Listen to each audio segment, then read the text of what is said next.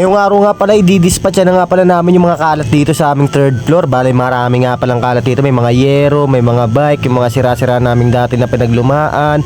At dito nga pala nakapatong yung mga bike na yun. Pero binaba na nga pala namin yung kanina. Di ko lang na-videoan. Bale, bababa na nga pala kami. At ito na nga pala ang lahat-lahat ng may bibenta namin sa sitio. Bale, ito nga pala ay mga sira-sira na yero, yan, tapos meron ding dryer, sira din yung dryer na yan.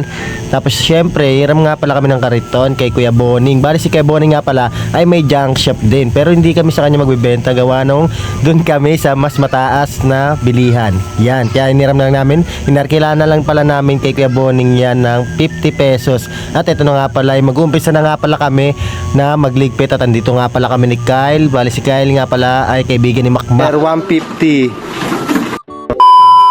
At sa part na to pala mga men ay naikamada na nga pala namin na maayos yung mga bike. Bali uunahin nga pala namin yung mga bike, isusunod na nga lang pala namin yung yero tsaka mga plastic pagbalik namin. Pero medyo may kalayuan kaya medyo matatagalan kami.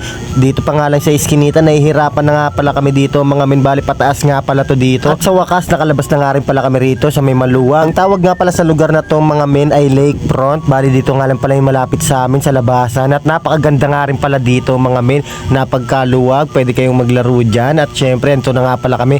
Bali pinalitan ko nga pala muna sila dyan magtulak, kasi ako nga pala ay magtutulak dito sa may loob, sila naman ay sa highway mga men. Bali ako magbibideo na lang mamaya, let's go. Bali medyo delikado nga lang pala yung lagay namin dito kasi nandito pala kami sa kalsada at hindi pala namin makikita rito ko yung nasa likod namin, kaya pag may bumubusina ay nagugulat talaga kami. At syempre sa part na to mga men ay medyo malapit na nga pala kami. Ayan nga pala si Aljon at saka si Vincent. Bali sila nga pala yung kasama ko ngayong araw. Bali ito na nga pala, may huminto pa lang jeep dito, medyo natatagalan pa nga kami rito, nagpasakay pa siya ng marami.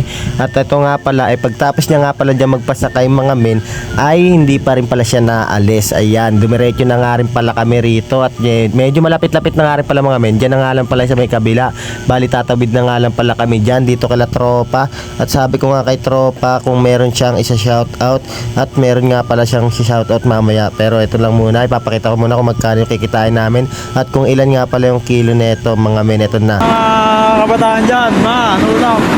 Medyo na late na nga lang pala si Tropa sa trending ni Bening B. At ito na nga pala yung nakuha namin ay 500 pesos sing. Bali 497. Bali yung 3 pinano niya lang dyan kay Aljun. Grabe, ang gwapo daw kasi ng kasama namin. Baka Aljun yan. Bali pag uwi nga pala namin mga men ay kinamada na nga pala namin na maayos dyan. At syempre magsasama nga pala kami ng dalawa pa para medyo mabigat-bigat kasi itong mga men At sa part 2 na nga pala mga men, abangan nyo nga pala itong kikitain namin. Bye bye, I love you all, ingat kayo palagi. Mwah.